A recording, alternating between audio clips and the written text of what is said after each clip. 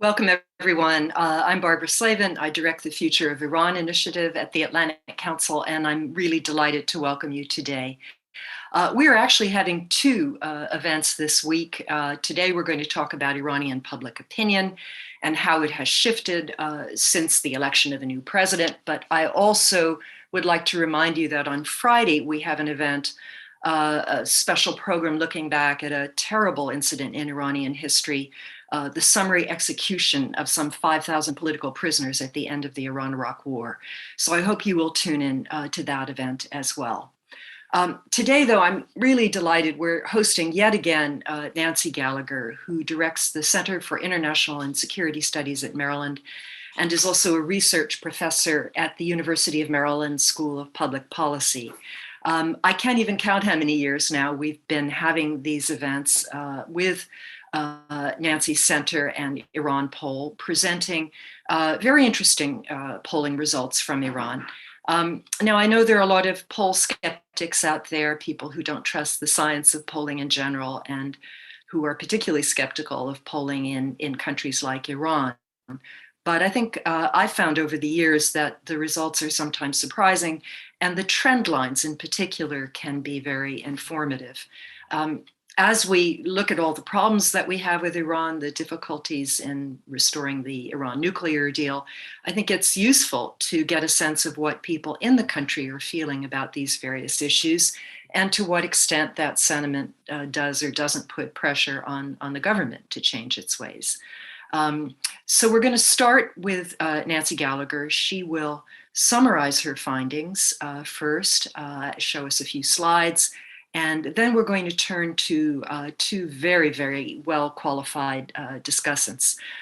We will have Azadeh Zamirigad, who's researcher and deputy head of the Africa and Middle East Division of the German Institute for International and Security Affairs. She is a very seasoned observer of Iranian domestic and international politics.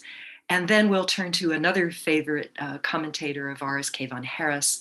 He's an assistant professor of sociology at UCLA, and he's done his own surveys. He's an author of a terrific book, A Social Revolution, Politics and the Welfare State in Iran. As always, we welcome your participation in this event. We urge you to tweet with a hashtag #ACIran or the ampersand #ACMidEast. And you can post questions in the Q&A box at the bottom of your Zoom screen. We have a lot of time, so I think we should be able to get to all of your questions about today's event. So Nancy, it's over to you. Well, Barbara, I'm delighted to be here. This has been a very valuable partnership for us to also be able to present our findings at the Atlantic Council. Today, I'm going to talk a little bit about the study that we've just released minutes ago on the CISM website. We've been doing studies about Iranian public opinion since September 2014, and my two colleagues, Clay Ramsey and Ibrahim Mohseni, have been conducting polls in Iran even longer than that. The data for this study is collected by Iran Poll, which is a Toronto-based call-in survey company. And the research was started originally with funds from Tom Schelling's Nobel Peace Prize. The data for this study was collected from the August 30th to September 9th of 2021. It's a nationally representative sample. The margin of error is about plus or minus 3.1. I've got the contact and completion rate here. You can see that overall, we have quite a good response rate from Iranians. And each time we do one of these studies, I'll talk more later about the methodology in general, but we do a number of things to try to assess how accurate and reliable the results are. And those are detailed in the methodology appendix of our big report. But one of the things we do is we always go through and identify all the questions that have a clear politically correct answer and a clear politically incorrect answer, and then try to figure out which percentage of our respondents were willing to give at least one politically incorrect answer.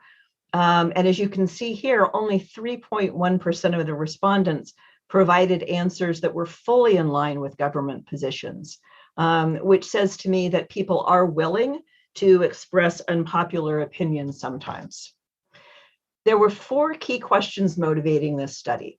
What are Iranian views about the recent presidential election and Iran's political system?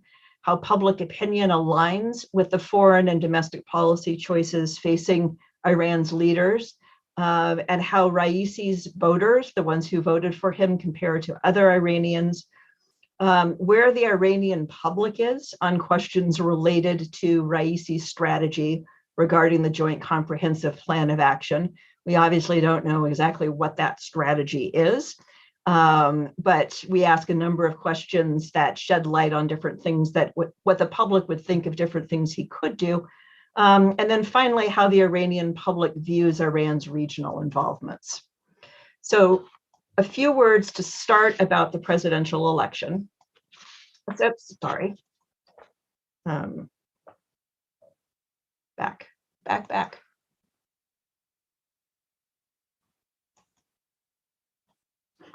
Excuse me.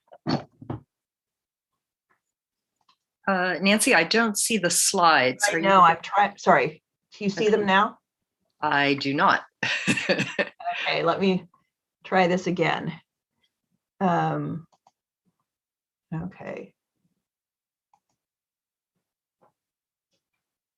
It must have stopped screen sharing for some reason.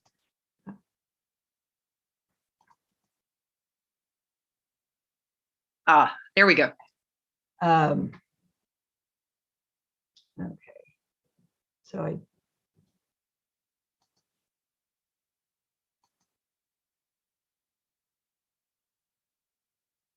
I'm just going to have to flip through to get where we want to be so that you see.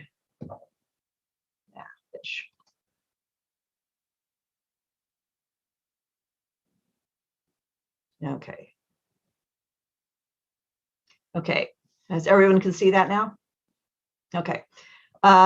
So, we've been doing surveys around elections in Iran for a number of years, and we have a variety of different questions that we try to ask, both about how people feel about the process and how they feel about the outcome. And one of the things that was very striking this time around is the big jump in the number of people who said that they thought that the Guardian Council was not fair or impartial in terms of how they fulfilled their responsibilities. So that's obviously a good, example of a politically incorrect answer.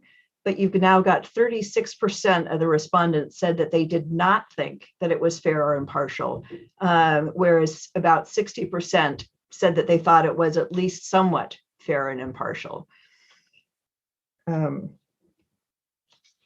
We also asked people how they felt about the final list of candidates, since the Guardian Council went through and disqualified a large number of candidates. And what we found was that a bare majority, 53%, were at least somewhat satisfied with the final list of candidates. But many people were not, and this may have contributed to the historically low turnout. 16% of the respondents said that they would have voted for somebody who wasn't allowed to run, and they weren't interested in any of the final candidates. We also asked an open-ended question to people who did not vote about why they didn't vote, and about 38% of the non-voters said something that indicated that they were unhappy with politics or politicians in general. 22% said they were dissatisfied with the candidates and process used specifically for this election. 17% cited some type of medical reasons, either fear of catching COVID or being sick right now. And 12% said that they chose not to vote as a protest against bad economic conditions. But despite that dissatisfaction, both with the process and the list of, or the Guardian Council's fulfilling of its responsibilities and the final list of candidates, people were generally satisfied with the outcome of the election. And that seems like something of a puzzle. But if you look at what we found over the years in terms of Raisi's popularity, you can see that when he ran in June of 2017, a bare majority had a favorable attitude towards him. And that opinion started taking a steep rise around the time that he became the head of the judiciary and cracked down on corruption. So by October of 2020, it was up to 77%. And it stayed up there through the pandemic. So people in general say they have a pretty favorable view of him because of things that he did, both the anti-corruption work. I'm also told that he took a number of actions to basically keep small businesses open, to prevent them from being foreclosed on by the banks during the pandemic. And that was something else that was seen as really paying attention to the problems of the people of Iran. You contrast Raisi's current numbers with what's happened with Hassan Rouhani. And here, you see that he was extraordinarily favorable around the time that the nuclear deal was actually negotiated.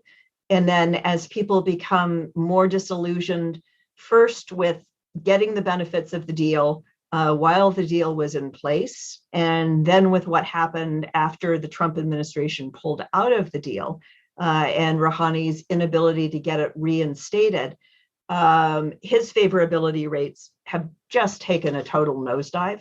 So I think, some degree of the positive attitudes towards Raisi may simply be an eagerness for change, for something different. Whether or not they'll end up liking that something different over time is a whole nother question. Raisi's facing a number of challenges that we asked about. This is our standard economic question about how good or bad the country's economic situation is.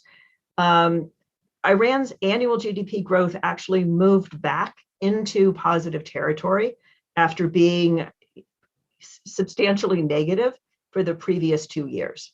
But the population as a whole is still facing extreme hardship.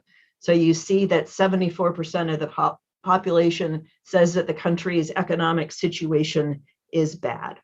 The negative views were highest right before Trump withdrew from the JCPOA.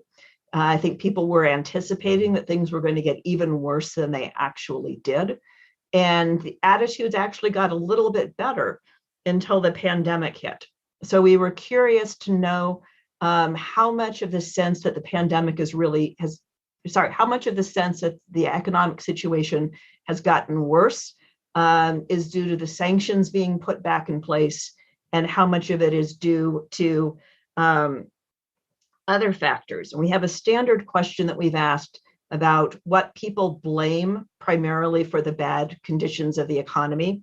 And domestic economic mismanagement and corruption always gets a majority of the votes. This time, for half the sample, we gave people two alternative choices, one being foreign sanctions and the other being COVID. And we ended up with 50% saying domestic economic mismanagement and corruption, 22% saying COVID, and 27% saying the sanctions. So economic conditions are bad, but many people don't think that the sanctions are the main reason why they're bad. And so they don't assume that things would get better without the sanctions in place. There's growing dissatisfaction with how the government is handling the pandemic.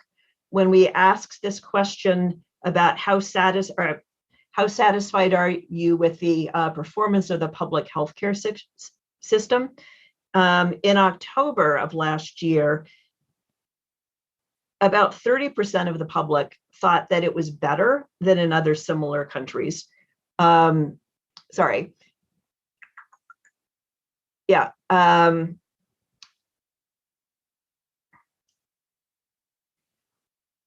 have, the percentage who think it's very good has dropped substantially since October. The percentage that thinks it's somewhat good or poor has increased substantially. We asked a similar question about how Iran's performance has compared to the performance of similar countries. And there you get the same basic findings, that the percentage who say that Iran's performance has been less effective than similar countries, or sorry, more effective than similar countries, went from 30% down to 22%. The percentage who say it's been less effective than similar countries jumped substantially from 25 to 42. And those saying that it's about the same went from 40 to 34%. I think this is probably partly an artifact of the survey being fielded near the high point of the fifth wave of the pandemic in Iran.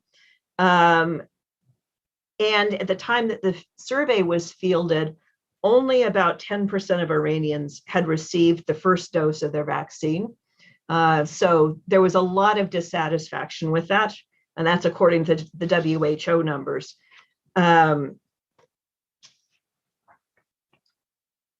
Iran also suffered from severe water shortages this summer. So we asked several questions about that.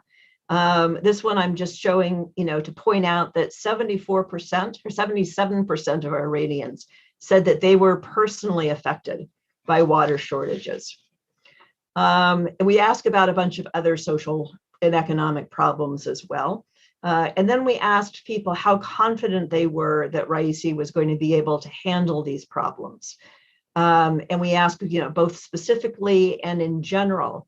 And what you get is overall, 70% or more are pretty confident that he's going to be able to handle almost all of the problems that we asked about, except for improving relations with the West. And there you get only 39% of the respondents saying that they're even somewhat confident that he's going to be able to improve that. But I think that this probably has more to do with the perception that no matter what Iran does, relations with the West and the US in particular aren't going to get substantially better than it does with anything about Raisi's own diplomatic skills. So looking at attitudes towards the P5+1 countries, this is another question we've asked repeatedly, and you can see that China and Russia right now are viewed substantially more favorably than the United States or the other European members of the P5+1. We ask about France this time, we ask about Germany and the UK in the survey that we ran back in February. Attitudes towards the United States have always been unfavorable. They got a little bit better when President Biden took office. They went from 77% unfavorable, very unfavorable in October 2020 to just 73% very unfavorable in February. But now that very unfavorable score has gone back to 76%.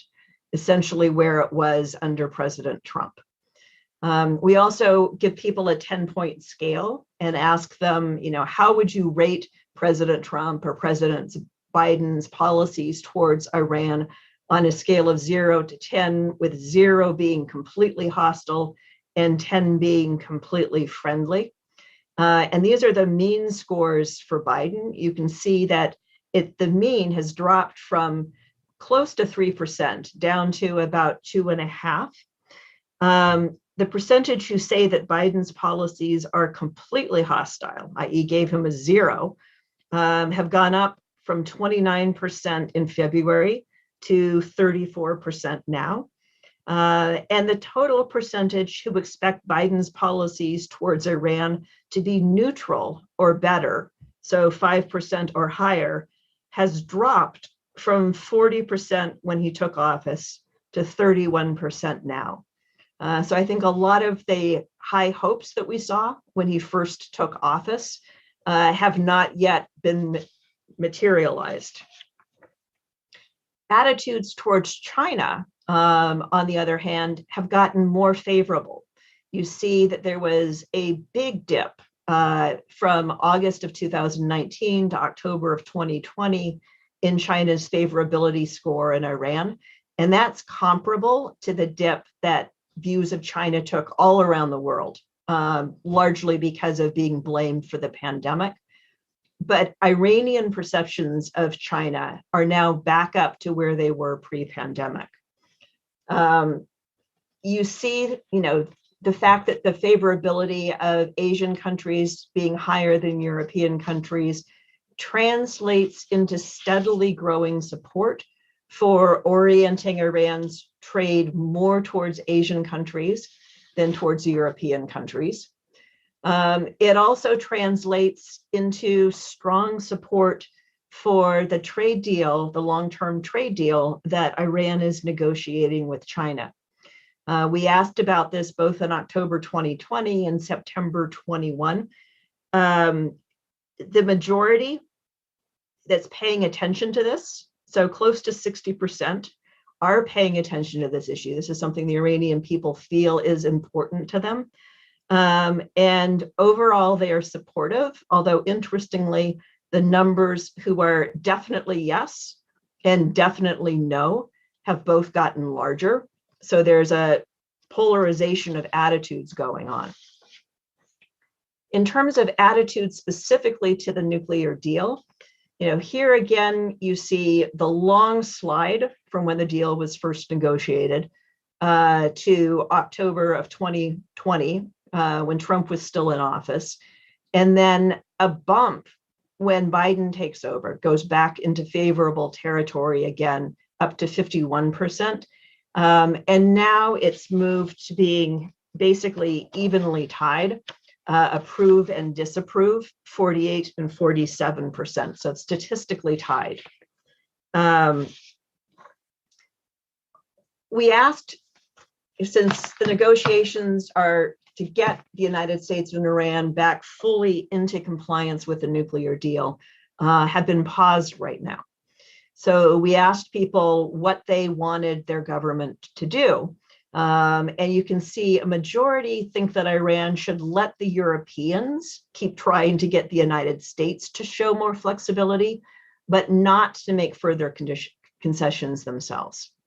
26% would like to see Iran make more concessions, basically both sides be more flexible to get the deal reinstated sooner. And 16% don't think that Iran should try to have the deal restored at all. So the number that don't want it restored is actually quite low, but the percentage who are willing to make additional concessions to get it restored faster is also reasonably low. One of the big sticking points in the negotiations has been Iran's demand for some type of more reliable, verifiable reassurance that if it fully adheres to the terms of the deal, it will get the full benefits, that the United States won't take steps, either withdrawing or making it difficult for other countries to engage in legitimate trade with Iran that would impede Iran from getting the benefits. So we tried to come up with two concrete things that we thought were within the power of the Biden administration to do. Obviously, it can't make pledges that would commit a future US president, but it can make pledges that would affect itself. One of the things we asked about was a clear commitment not to interfere with the European system that was set up to conduct trade with Iran in euros, and not to impose secondary sanctions on countries or companies using this payment system for legitimate trade. And there you can see that 69% say that this would be meaningful, with 22% saying that it would be a very meaningful assurance for them. We asked about basically expanding the monitoring arrangements or the compliance commission arrangements for the JCPOA, which currently are really focused on the possibility of Iranian noncompliance and don't have any provisions to monitor how well other countries are adhering to their commitments, or any penalties for other countries that don't adhere to their commitments.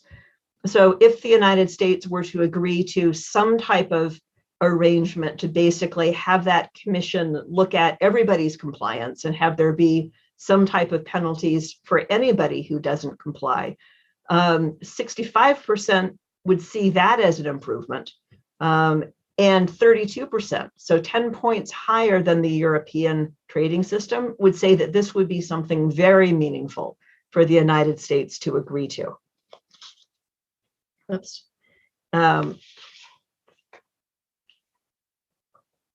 We asked people to think about the extent to which different things that they care about would improve if the JCPOA is restored and all countries fully adhere to their obligations.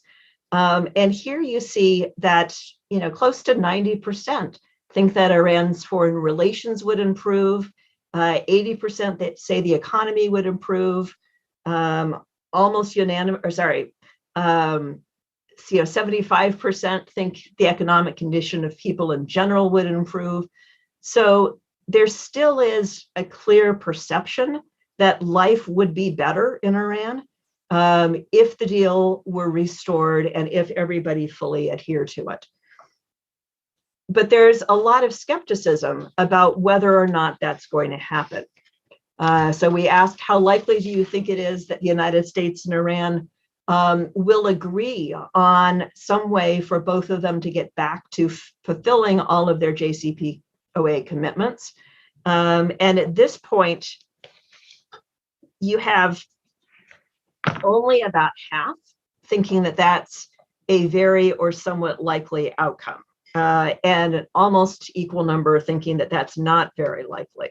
And these numbers are down substantially again since February. So people are more skeptical about whether or not Iran is going to be able to reach an agreement with the Biden administration now.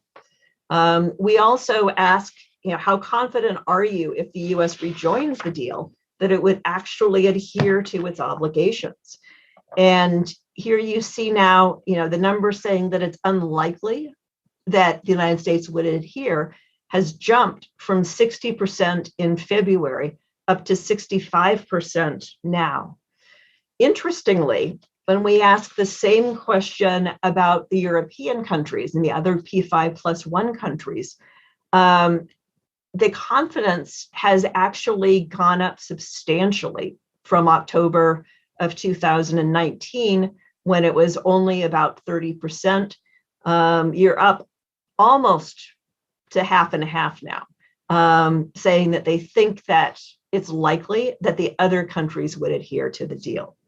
And I suspect this has to do with perceptions that the Biden administration, regardless of what the United States does about its own reentry into the JCPOA, that it would be less likely to impose secondary sanctions on other countries than the Trump administration was.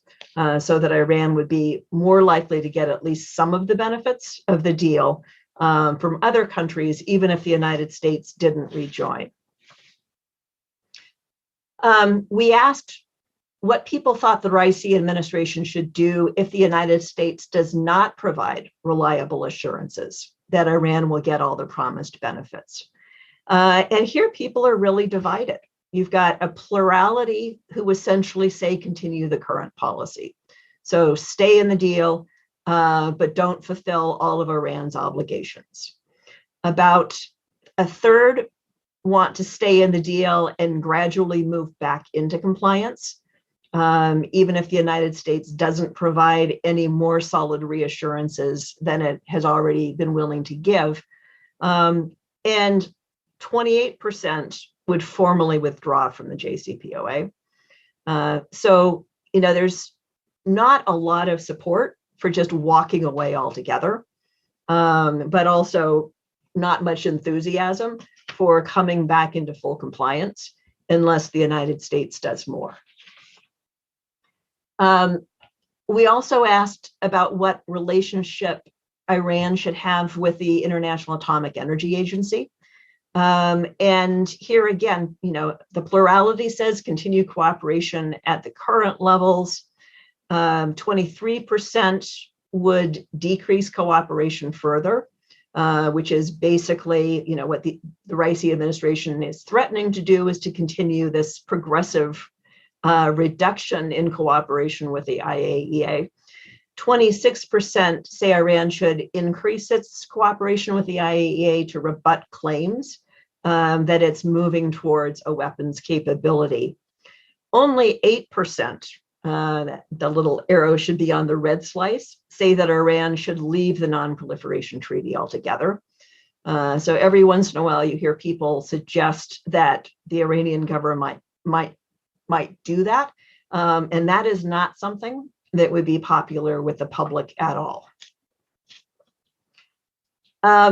Interestingly, when we asked people what they thought would happen, basically if the deal is not restored.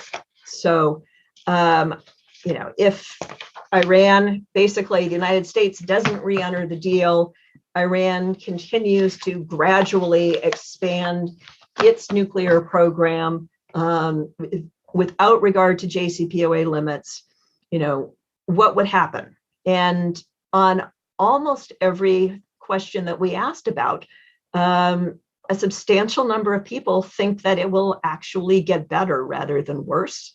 And many people don't think that it will change at all. So for example, you have 43% who think that Iran's standing in the world would be better if it didn't, if the United States doesn't return to the JCPOA and Iran continues doing what it's doing.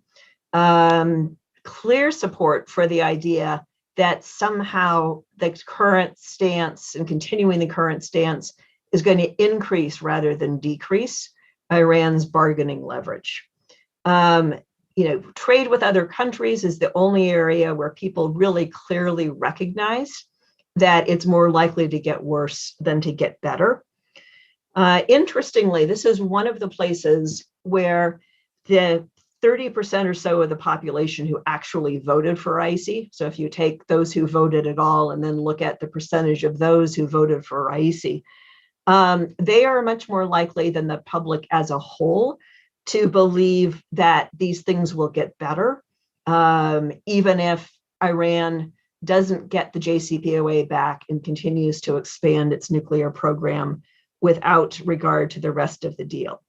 For example, 65% of the general public, 48% of Raisi voters think that Iran's economy would get better, and 61% think that its security would improve under this course of action.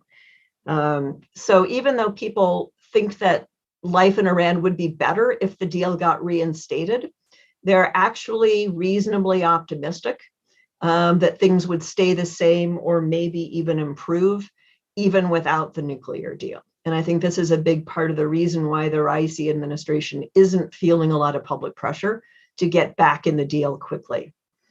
Raisi voters also are more in favor of prioritizing self-sufficiency over trade. And they're less likely than the general population to think that sanctions have had a major negative impact on Iran's economy. In terms of regional security, we ask some of these same favorability questions about a number of countries and groups in the Middle East. You can see that Saudi Arabia is even more unpopular than the United States. But the Taliban, and this is the first time we've asked about the Taliban, are almost as unpopular as Saudi Arabia is.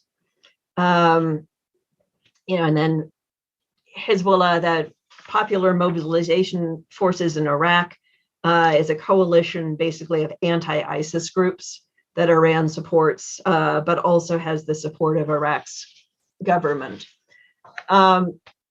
This question we've been asking about whether it's better for Iran to try to solve its regional problems by seeking to become the hegemon, the most powerful country in the region, or by trying to negotiate with other countries and find mutually acceptable solutions.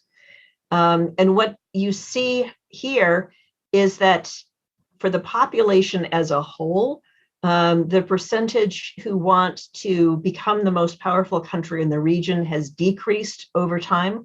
The percentage who thinks it's better to try to find mutually acceptable solutions with other countries has increased. So now there's more than a 10-point difference in favor of diplomacy among the population as a whole. But if you look specifically at Raisi voters, that's reversed.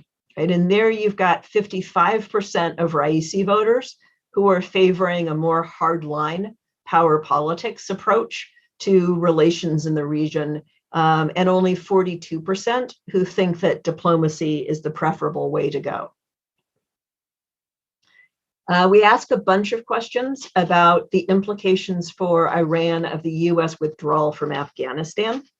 And here overall, you see that 64% of Iranians think that on balance, it's going to be a good thing for Iran, even though they expect, for example, that the flow of refugees is going to increase and that the flow of drugs may increase. 7% say it's going to be neither good nor bad. This is about 30% in here. 77% of Raisi voters believe that the US withdrawal from Afghanistan is going to be a good thing for Iran. In terms of what Iran should do vis-a-vis Afghanistan, given that they do not like the Taliban at all, the public as a whole is pretty evenly divided. So 47% say Iran needs to try to increase its influence there. Another 40% say it should try not to get involved. For Raisi voters, the split is much more clear. 60% of Raisi voters say Iran should seek to increase its influence, and only 29% say it should avoid getting involved. So the report itself covers a whole bunch of other topics that I haven't talked about in detail, and we can come back to these if people are interested. But I encourage everybody to go take a look at the report and the full questionnaire, which should be live on the CISM website at this location. Okay. Thank you very much. And I have had a chance to peruse. There's a lot there in particular about how Iranians consume media, which I think people will find interesting. Obviously, a lot of use of social media and of satellite media, which is the way in which Iranians become quite well informed. I'm going to ask just about a couple of things before I turn to our panelists. One thing you didn't mention, Nancy, but we talked about before the event was about vaccine hesitancy, which is apparently a lot less in Iran than it is in a number of other countries. So if you might just say a word about that. And also, I just wanted to emphasize also, I thought the findings that only 8% of the population would actually quit the Nuclear Nonproliferation Treaty. I thought that was quite interesting because we're reading a lot lately about how, Iran is going to get a bomb, Iran is determined to get a bomb, and so on. And it seems that, at least from a popular perspective, there isn't that much enthusiasm for getting out of the NPT or ending the relationship that Iran has had with the IAEA. So if you could just say a word about vaccine hesitancy, and then we'll turn it over to Azadeh. Yeah, I think the question you're referring to is we asked if a coronavirus vaccine that has been approved by Iran's Ministry of Health is made available to, excuse me, just a second here. No, I'm trying to.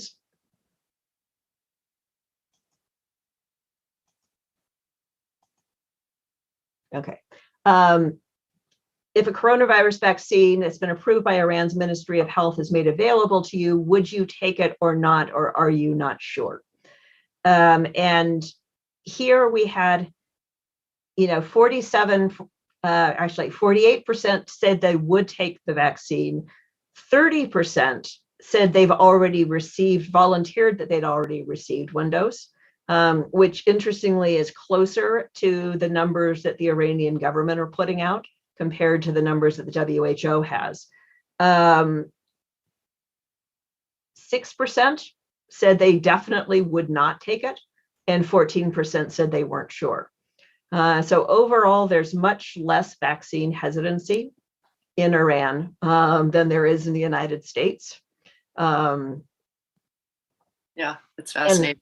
That's fascinating. Let me throw, we're already starting to get questions in the Q&A box, and I do encourage our audience to start filling that up.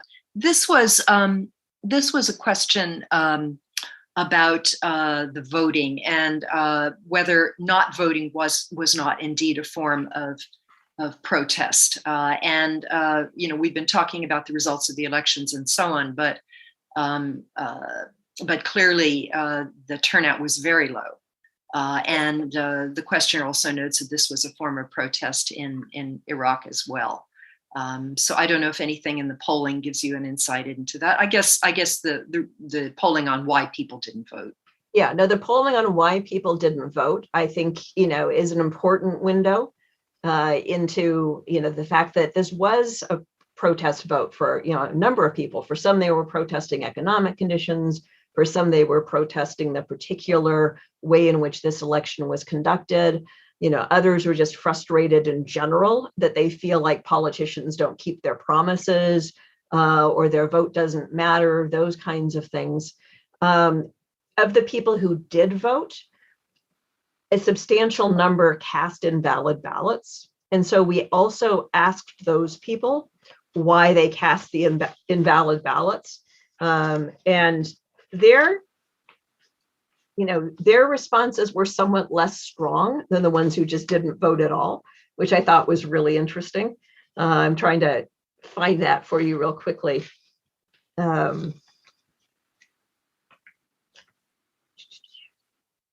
It's always hard to know exactly what's in people's minds. And I think when we ask these open-ended questions, that you see that there are a number of different things at play. So any explanation that says it was all about X or all about Y is probably, exaggerating. But that there was definitely, a lot of frustration with the political system and the results of that process. Yeah.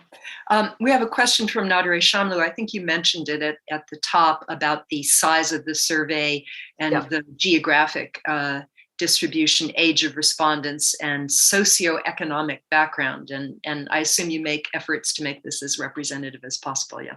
Yeah. No, this is, it's a nationally representative survey. It's about 1,000 people, which is the standard size that we do for these surveys. All of the demographic information that we collect is reported. If you look in the questionnaire, that'll have all that information at the end. And in the methodology appendix that I mentioned, we go through and talk about a number of things that we do to try to basically adjust the sample to make sure that it matches the demographics of the Iranian population as closely as we can. Okay. One last before I promise Azadeh, I'm coming to you.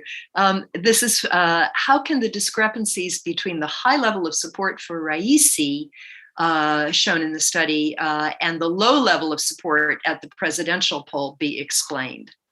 Sorry, Barbara, if I may interject, because this is exactly my point in question 2, and I would like to elaborate a little bit on it. Would that be okay Please, if I came in?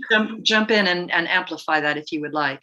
Yes, thank you very much. First of all, thank you, Barbara, and of course, thank you to the Atlantic Council for organizing this event.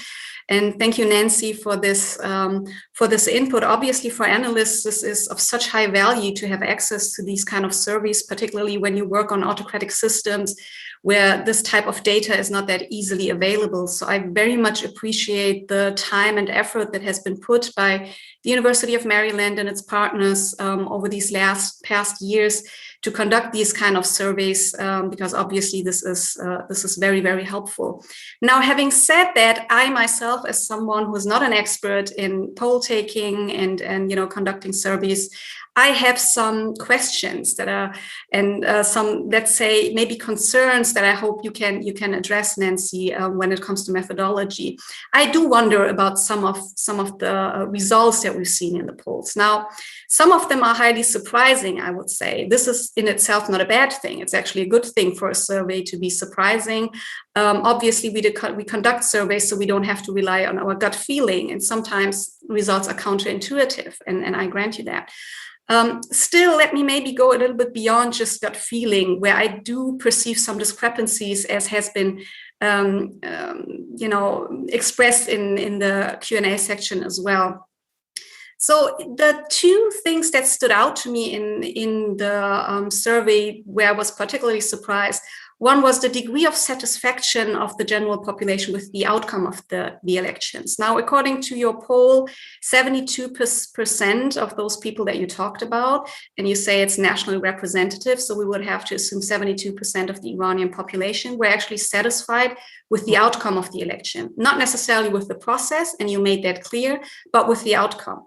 This in itself seems quite surprising, given the very specific circumstances of the elections that we saw taking place this year around. The second one is the high level of popularity that we see for the current president, Ibrahim Raisi, that was rising and now has reached, according to your survey results, 78%. That's a huge number. Now, my gut feeling, again, this is not decisive, but my gut feeling would tell me, well, this doesn't sit right, doesn't seem right, looking at Raisi, his political background. Maybe since he doesn't have that much political experience, that's plays, into it and it favors him here. But given his background and which has been widely discussed, his own personal involvement in the mass executions that we saw in the late 80s, given that he has highly benefited from very extraordinary elections this time around, where essentially virtually all kind of opposition figures, anyone who could have competed with him, was disqualified, where he certainly benefited in a very open and evident way from the fact that he has been a prodigy of certain power centers in the political system, and he has benefited from the kind of inherent asymmetries and injustices that are part of the electoral system in Iran. That would make you feel a little bit surprised that the election result would be seen as satisfactory by so many people, and that he personally would be seen favorably. But putting that aside, this is just gut feeling, it might be wrong. If we compare his electoral results with the numbers in your polls, still you see some discrepancies which make it a little bit difficult to understand what's going on here. When he ran for the first time in the 2017 elections, he got 16 million votes. In this year's elections, he got 18 million votes. And as Barbara said, we had the lowest turnout in presidential elections in the history of the Islamic Republic, yet he somehow managed to bring his supporter base to the ballots, and he even gained some votes. Still, it's 18 million. If I compare these 18 million with the 76% favorability rate, which would translate into roughly 66 million Iranians having at least somewhat favorable view of him, there's a huge discrepancy.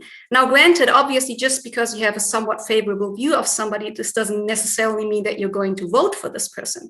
But again, looking at the extraordinary circumstances of these elections, where you didn't really have much choice there, with the other candidates traditionally not showing much of a voter base, you might expect better results here in the elections. So what I'm wondering is, again, there might be a number of reasons for that. You asked some people in September after the elections, maybe they had a better impression of him now. Maybe a lot of people thought, well, he's winning anyways, I don't need to cast my votes. Maybe people just didn't vote because they had a favorable view, but still had preferred another candidate. I know there are a number of other factors that could have weighed in here. Still, the discrepancy seems very, very large here. So what I'm wondering is, and maybe you can elaborate on that, is there a possibility that your surveys and the way that they are being conducted kind of overrepresent a specific strata of Iranian society, and most notably the regime base, maybe particularly because of the method that you use, that is, if I'm not mistaken, the traditional use of landline interviews that you conduct? Could that be a factor in, let's say, potential overrepresentation? Do you have any data on how many mobile phone only households there are in Iran? If there are some demographic differences between mobile only households and the kind of landline households that you talk to, or in terms of political attitudes? Do you have anything that could give us comparable data there? Can you think of any other factors that would potentially maybe change the kind of weighting here, overrepresent a certain part of the society and underrepresent the other one? Is there, in other words, how confident are you in how representative this kind of survey actually is? I would be very interested in learning more about it. And obviously, and this is my last point, you made it very clear, the margin of error. You made also clear that you realized that only 3.1% were fully in line with official positions. We see a lot of variation in the survey. We see a lot of discrepancies and different ideas, but that's to be expected in a population like Iran society, where you have a lot of different opinions, even within the same, subsection of society. So this is just my general, concern as someone, maybe a naive question put out to you, how representative you really think this is and how confident you are in this. Well, again, I will direct you to the methodology appendix for, all the different things we try to do. There's not a discussion in there of the landline versus cell phone question, but that's something that we've been asked before. And I know that, that we are confident that there's not a substantial difference because of relying on landlines. I can't tell you the exact technical reason. If my colleagues were here, I could do that. But I do know that, we've thought about all of these different issues, and we've done everything that we can to make this as representative as possible, including, conducting the interviews in the preferred language of the particular respondent that we're talking to. So we're really going out of our way to try to get the most reliable data that we can. In terms of how people could be satisfied with the outcome and not the process, that doesn't surprise me at all. If you think about how many complaints there are in the United States with how our election process runs, right? And people can be very critical of the choice of candidates. Lots of people thought that, that they were not super excited about either of the two finalists for president. The Electoral College is something about the US process that is, frankly, just completely bizarre. And that many people think, is something that was put in place to yield disproportionate power to the smaller population states. Lots of people think we should get rid of it, right? So all of those kinds of dissatisfaction with the process get voiced. Whether people are satisfied with the outcome or not is really more about how they feel about the particular person who won than it is how they feel about the process by which that person was chosen. And I know, that Raisi's current high popularity is very surprising to people in the West. I would say that, when we ask the question, we give people 4 options: very favorable, somewhat unfavorable, and very unfavorable. And, we report the combined very favorable and somewhat numbers, what showed in that slide. My colleague Ibrahim says that it's really the very favorable number that gives you the best indicator of how people feel about somebody, because lots of times they'll choose somewhat favorable as sort of a polite way of saying, this guy's okay, right? But still, Raisi's very favorable number is up at 45%, right? So that's, Ghalibaf is at 46, so he's slightly higher. Rouhani is down in the dumps. Zarif, his very favorable rating is 20%, right? So even looking just at the very favorable numbers, Raisi is popular. In the previous survey that we did, that we released in February, we asked Raisi supporters what they liked about him. And we asked people who didn't like Raisi what they didn't like about him. And we did the same thing for other political figures. And that's where the comments that I made about people liking Raisi because of his anti-corruption actions and actions that he took in the judiciary to basically help average Iranians keep their jobs, for example. Those are the kinds of things that his supporters mentioned. And his detractors, very few of them actually mentioned the human rights issues and the being involved with the the executions in the past. So I think that's something that gets much more attention in the West than it does in Iran. In terms of the 2017 election, Nancy, if I could just stop you, there's a question about whether you polled at all regarding the state of human rights and civil liberties in Iran before or after the election, or is that one of the no-nos, like asking what people think of the Supreme Leader? And let's point out that you've never polled on the Supreme Leader and his popularity. Correct. We do not poll on the Supreme Leader. That's one of the very few questions that we don't ask, largely because we don't think we could have confidence in the results that we got. So we don't ask it. We do ask about human rights. We didn't ask an extensive set of questions about that in this particular survey. We do have one question about whether people think that sanctions help advance the cause of human rights, actually hurt the cause of human rights, or don't have much effect at all. And the majority of Iranians say that trying to use sanctions from the outside to press for improvements in Iranian human rights policy either has no effect or is negative. I'm just guessing that basically people, care about the bread and butter issues more than anything else. And right now, they see corruption as the single biggest reason for the negative economy. They see Raisi as somebody who made a big stand on corruption as head of the judiciary. And one of his big arguments when he was running for election was that he could do even more as president. So they're hoping that's true. But I would say that a lot of these questions that we asked about people's expectations of Raisi are really baseline questions that we're asking now because we want to see what happens to them over time. Right? And so that will help us know, how much of what you're seeing right now is basically a honeymoon period, where people are just happy to have a change. They want to believe things can get better. He's a different guy. He stands for very different things. And so they're hopeful without any real evidence that things are actually going to get better. Right? We'll just have to see. Let me bring in Keyvan now, who's been very patient, and get your take on the survey. Also tell us something about your own work, how these findings jive with the kinds of social surveys that you've taken and will hopefully continue to take in Iran now that COVID is beginning to recede. So over to you.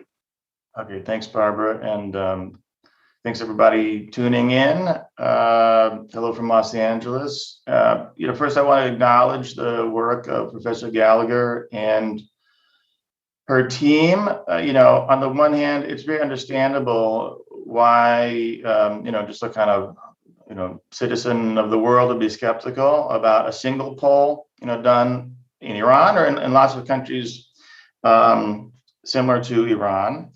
However, one of the powerful outputs of Professor Gallagher's work over the years is the continued application of basically a similar method over time. And so, full disclosure, I myself have ran a similar phone survey in Iran, so I can describe a little bit about how it works. I think many people who are watching might not be familiar with the actual method, the nitty-gritty of it. And then I also want to make the point that political scientists and social scientists and pollsters have done a lot of polling recently in neighbors of Iran, not just Iraq and Turkey, but in the Gulf itself, in the Persian Gulf states. So places like Qatar and the United Arab Emirates and Saudi Arabia. And of course, you won't be equally or more skeptical upon first glance at surveys done in these societies, which are smaller, more developed economically. And nevertheless, political scientists have done actually pretty impressive work and been able to get at pretty sensitive questions using relatively normal methods. So I think when we look at any poll, we should always be skeptical, and we should look at the different ways in which a poll is constructed. So I just want to make a couple of points on that about how this poll, this particular method works, let's say, versus an online poll that you might get when you're on Facebook or on Twitter or you get an email, right? So the way that this particular polling method works is that the Iranian census states the population, both urban and rural, in every province in the country. And so if we're trying to get at a nationally representative sample, we don't just want to ask 50% women, 50% men without knowing where they are. We want to get geographical representation. And that's how this whole poll is constructed. They randomly call and try to get a particular number of interviews for each province, and actually below that, rural and urban differences. And so that's the basis of the construction of the sample for this poll. And the sample here is 1,000 people. And so if you're doing it that way, and you're pretty confident that every person in the country over the age of 18 has a relatively equal chance of getting called, then that's an old standard way of doing telephone polling. There's a major difference between this type of polling, where the only opt-in that happens is someone gets a call, they're randomly selected in their household, and then they agree to do it. And then sometimes they sit through the interview and they hang up in the middle. But in this particular survey, and with many surveys conducted by this method in Iran, the response rates are around 60%. And 60% is a pretty good response rate. Phone polling in the United States has much lower response rates, and people have to call a lot more people. And compare this to an online poll where, let's say I'm on Twitter and I'm connected to a particular set of social networks on Twitter, friends I follow, political pundits I like, maybe particular types of K-pop bands that I like to follow the news on. And those types of individuals cluster together. And then in that cluster, a invitation to take a poll works, specifically a poll which maybe is going to ask super spicy questions on Iran. And if you're very interested in Iranian politics, you want to take that poll in Iran. And so the likelihood of someone being chosen, right, to take an online poll in which one is opting in is a very different type of sample construction. Even if you get 50% women, 50% men, relatively similar age demographics to Iran as a whole, nevertheless, I would be more skeptical towards an online poll constructed that way.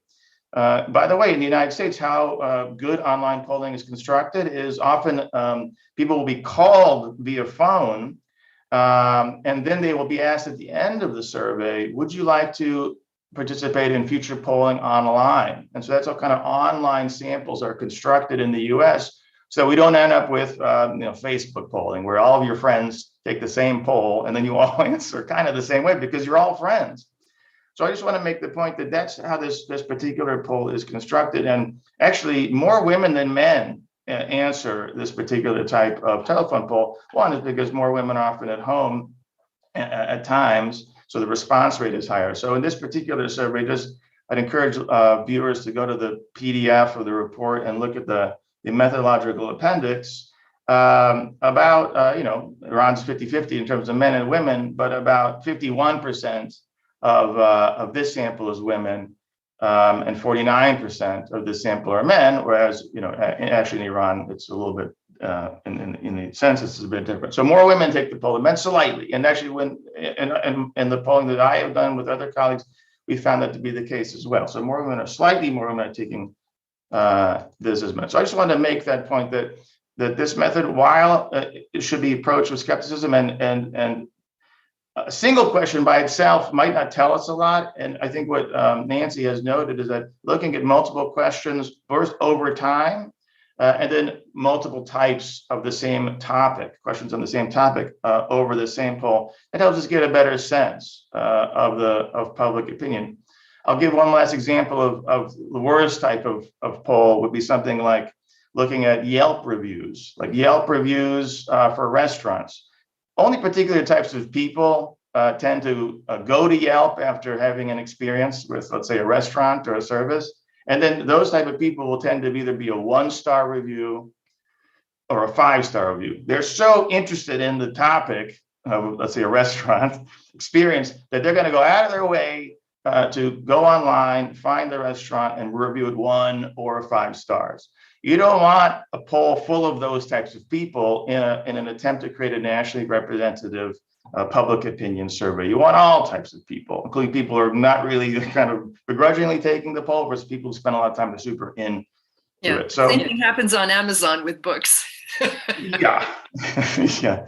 So now let me go to some of the results. I think that that is it a contradiction that on the one hand, turnout in the Iranian presidential election this past year was about slightly under 50% turnout, which is low historically for Iran, which certainly since the 1990s has had high turnout rates, specifically for presidential elections, which involve these very dramatic mobilizational cycles in the weeks before the election that kind of pull people into the voting process.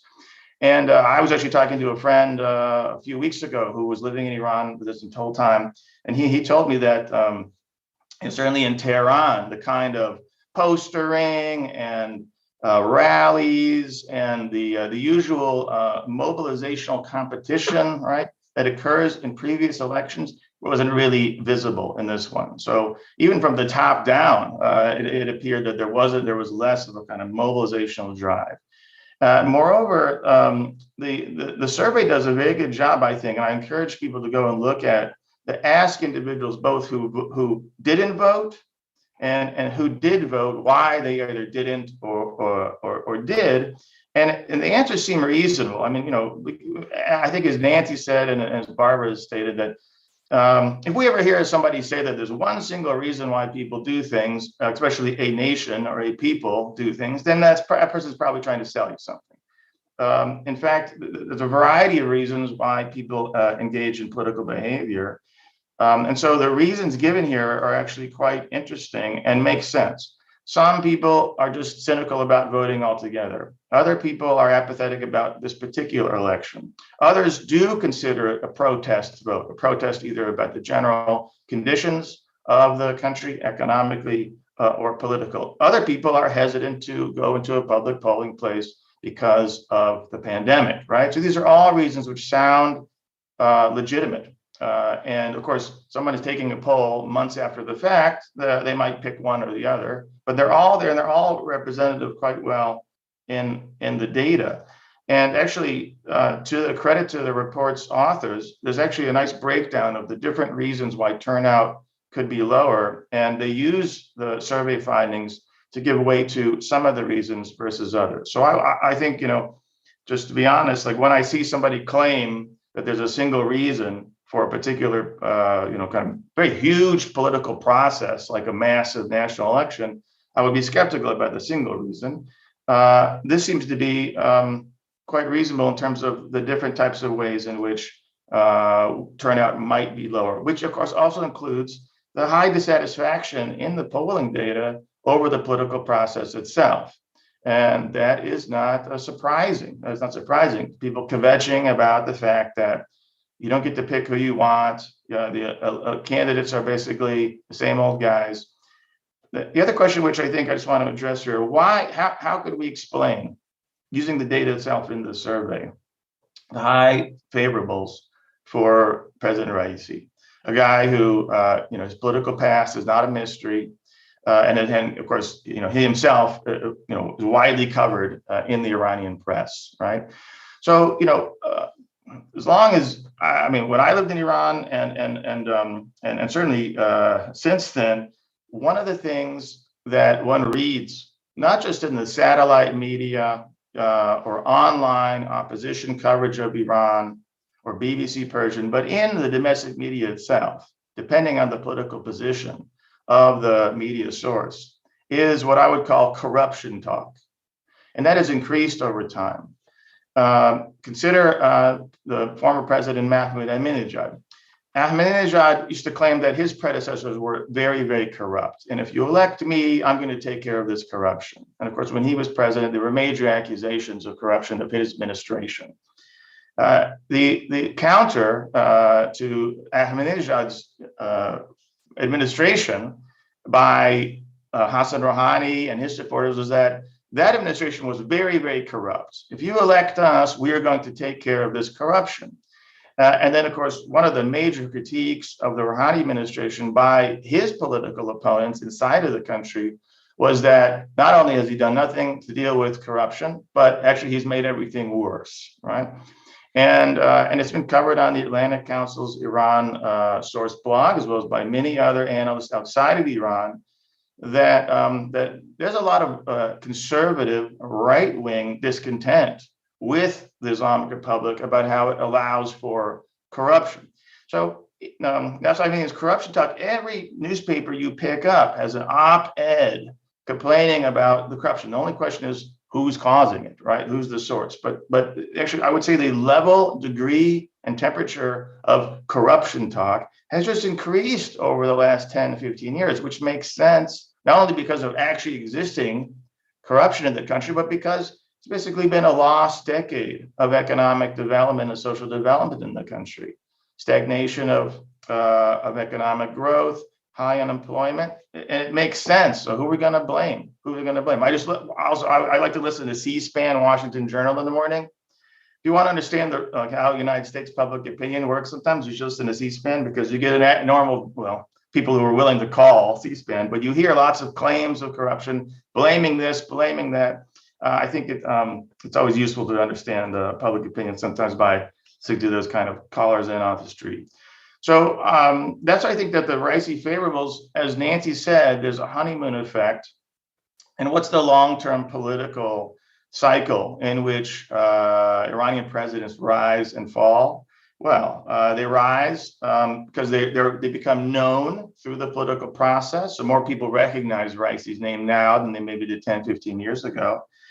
And he rode in on this high set of promises, claiming to be different than the prior administration. But we know from previous, from the last 3, if not 4 administrations, that presidents tend to start with high favorable ratings, including by people who didn't vote for them.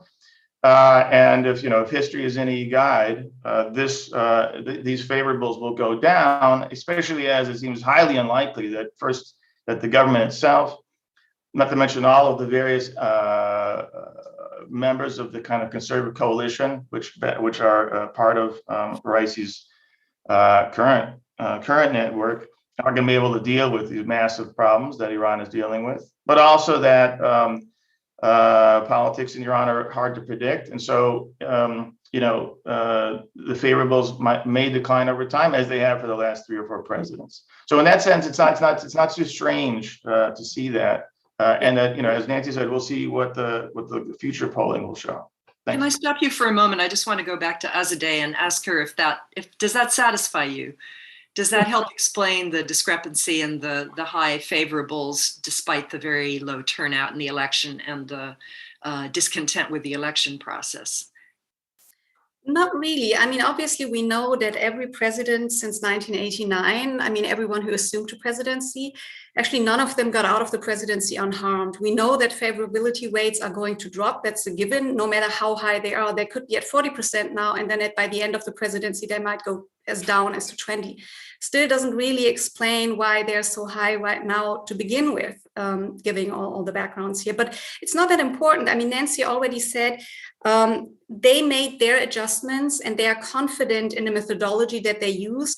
My question was whether landlines have an effect as compared to mobile phones, for instance. And since we cannot clarify that here now, I don't think it makes much sense to go on that point anymore. So to me, it still seems like a very valuable, polling and survey, which might be highly nationally representative. I do not know for sure, but it seems that a specific strata might be overrepresented here. But again, I mean, this is just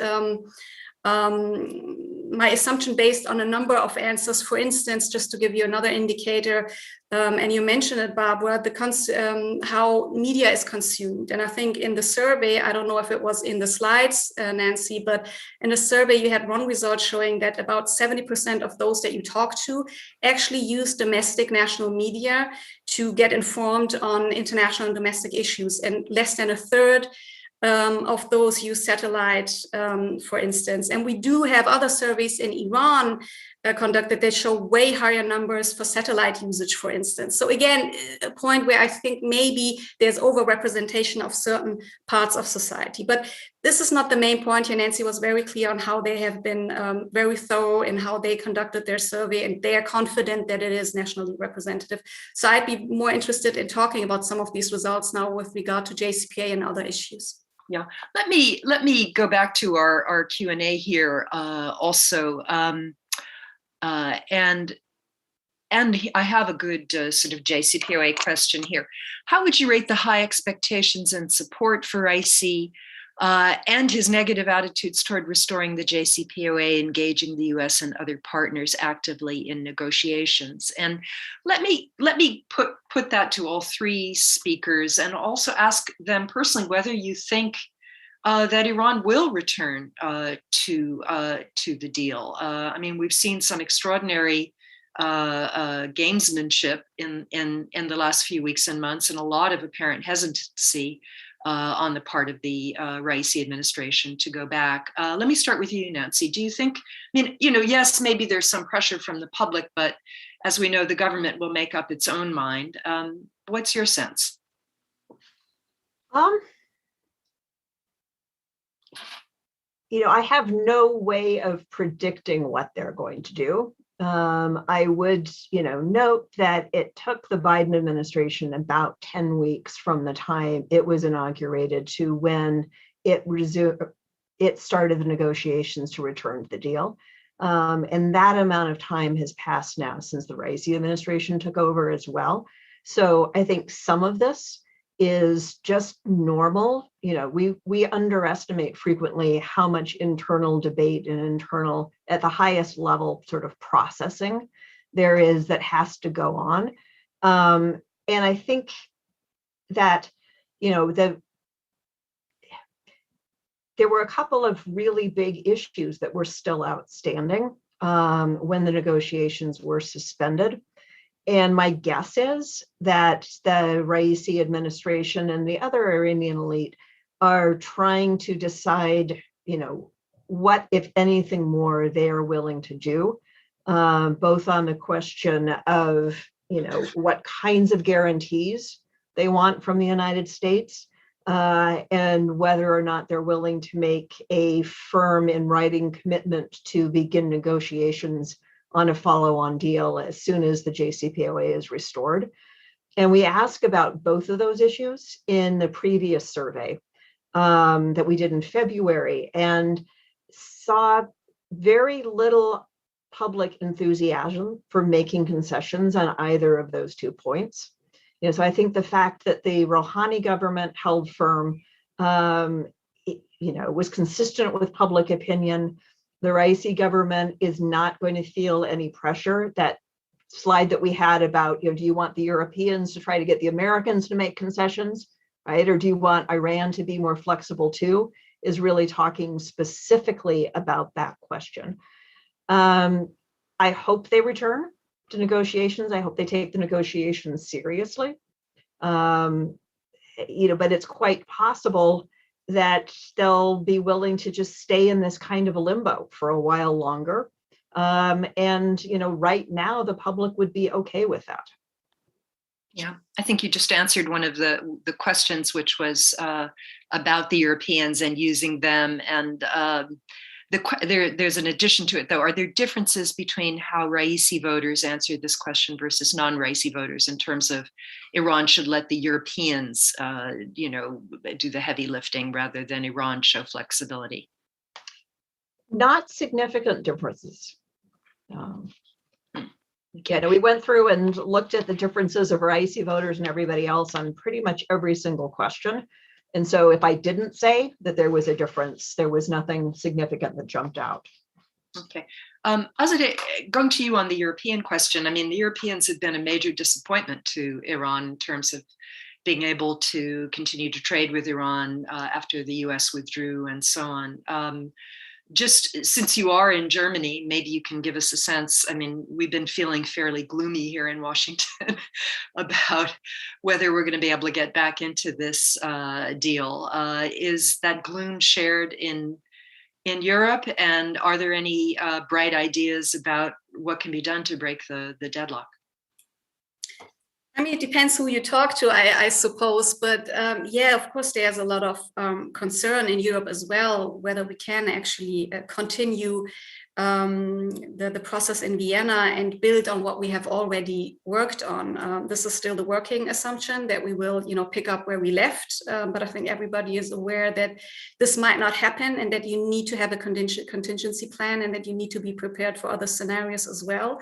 You might say maybe it's a good step that we will have part of the Iranian negotiation team in Brussels, hopefully soon, where there will be some EU-Iran related talks prior to Iran potentially coming back to Vienna. So there's potentially some movement there. But with regard to the results in the survey, and I think they were really very interesting. Obviously, the survey has been conducted for quite some time now. We see the severe drop in favorability rates of the JCPOA, which started at above 70% and now are below 50% once again. We still see, and the survey is very clear on that, I thought it was a remarkable point, that even though we don't have the same degree of support in terms of favorability in Iran, it seems, when it comes to the JCPOA, or those who were asked in the survey. They were not necessarily against the agreement itself. What they worry about is the implementation of the agreement. So there's high skepticism whether, even if the United States came back into the agreement, it would really fulfill its obligations here. So this huge credibility deficit that we already see on the highest level, state level in Iran, also has trickled down to the general population that realized that it was not benefiting from the agreement, that all these promises on the economic front and beyond just simply did not materialize. Still, they did see some role for the Europeans to play.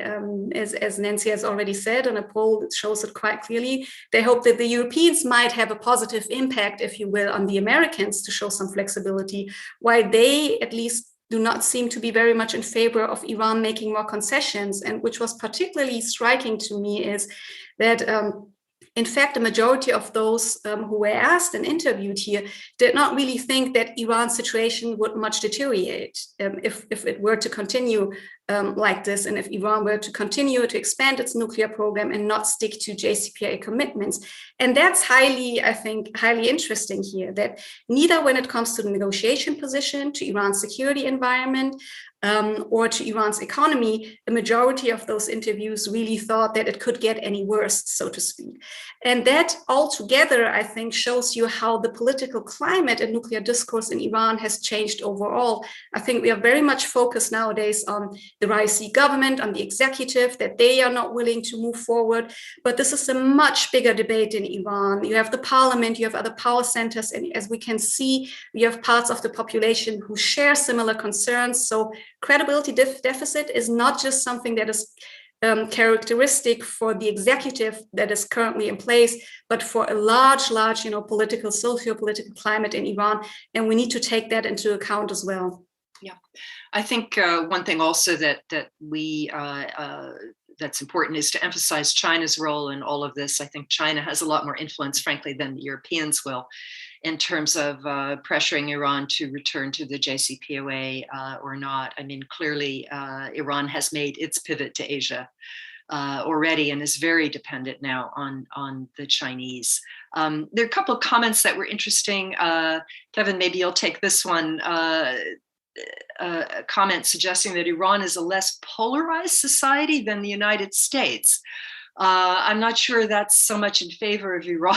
Maybe it's more a commentary on the nature of the divisions in the United States, but there seemed to be somehow more consensus. I don't know. I mean, on a lot of the questions, it was really a 50-50 divide, so I'm not sure that's true. I would say I would just encourage people to go and scan through the report that Nancy just issued. I want to just draw attention to, there were a couple of questions in the Q&A about questions concerning protest movements, civic and human rights. There are questions concerning that, more specifically on not just the general opinion of the topic, but on events. And sometimes those kind of questions can get at the topic differently than just like a general barometer style question. So there are questions in the survey, which I'm glad that Professor Gallagher and her team included, on perceptions, first of all, of knowledge in general about bills in the Majlis related to social and civic rights and women's rights is a particular issue. And then there's another set of questions asking respondents on the huge waves of social demonstrations and protests across Iran over the last few years. And those have been reported in Iran in a variety of ways. And of course, they were discussed in Iranian media as well as in opposition media from a variety of ways. So the respondents are asked about the demonstrations, whether they think they'll increase over time in the future, or whether they will decrease, and also what were people protesting about? And quite fascinating. And by the way, for people who might be very skeptical of a poll like this, the question, one of the options listed in the question is, do you think that the objective of demonstrations across the past 10 years in Iran, of course, there's not one single thing, many demonstrations over lots of things, but the question is, do you think that the goal of these demonstrations has mostly been, and then a choice set is this, that's a randomized choice set. And one of the choices is demanding officials to pay greater attention to people's problems. Another one is to bring about change in Iran's constitution and the system of government. I would like to see those in Persian, just to know kind of what the flavor of the option was in Persian when people were hearing it. Nevertheless, most people say it's to demand officials to pay attention to people's problems. From a survey design perspective, these aren't mutually exclusive options. It's what's the most important that people think that the protests were going for. So I encourage people to go and look at those questions. They might not, that might not align with their own personal opinion or their friend's opinion or the network's opinion, but nevertheless, the fact that we can ask this in polling and we can get individuals, get a flavor of individuals to respond to it, I think is, again, it's a good idea, and it's not off topic for this type of polling. All right. I'm going to give Professor Gallagher the last word, but I do think it's also quite interesting that 77% were personally affected by the water shortages, and the inclusion of questions about the environment and climate change and so on is very, very important, I think, in this survey, and is increasingly an issue that Iranians are paying attention to, as people are paying attention all around the world. So I will give you the last word, but I also wanted to just, since we do have a couple of minutes, note the passing of Colin Powell, the former Secretary of State, and that he and his Deputy Secretary, Rich Armitage, were very interested in improving relations with Iran after 9/11, but didn't get the chance.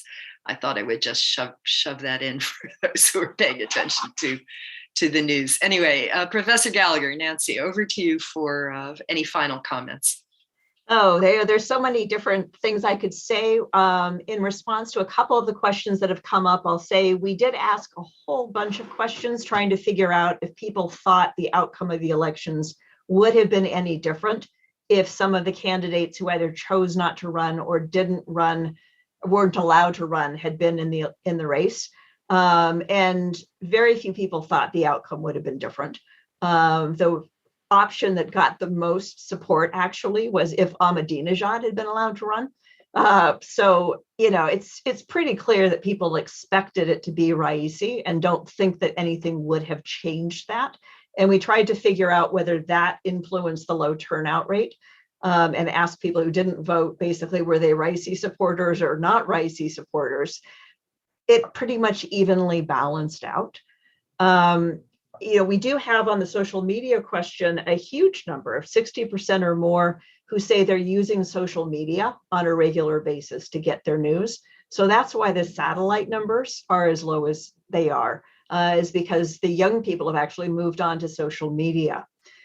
In terms of the protests, people perceive that they have been increasing both in frequency and scope over the past 10 years, but they don't expect that trajectory to continue. They actually think that they'll be, somewhat calmed down, although what that expectation is based on, I don't know. And one of the things that we, try to do to get at what people's true opinions are is something called a list experiment. where you split the sample in half, and one half you give them 4 statements and say, you know, how many of these statements do you believe are true? And the other half you give the same 4 statements plus 1 extra statement. And the extra statement was Iran's constitution and system of government will significantly change in less than 10 years. And then you compare the number of people basically who, picked, you compare numbers between the 2 lists to see how many people believe that the added question is true without them having to say that that's what they believe. And there we got about 16% who expect that the system of government will change dramatically within 10 years. Whether they think that's a good thing or a bad thing, we don't know. But that's one way, again, at getting at this question of, people think that there is a lot of unhappiness, there's a lot of protest, but it's mostly frustration and just wanting bread and butter issues attended to, not that they're either demanding or expecting really fundamental political change anytime soon. Well, thank you all so much. I encourage everyone to go to the website and read the report for themselves. And again, I thank you for taking time and urge you to come back again Friday noon. We will be talking about Raisi's bloody past and the executions of 1988 with another really interesting panel. So I hope you will tune in for that and also read our blog, Iran Source. Again, thank you, Nancy. Thank you, Kevin. Thank you, Azadeh. And we hope to see you all soon. Be well.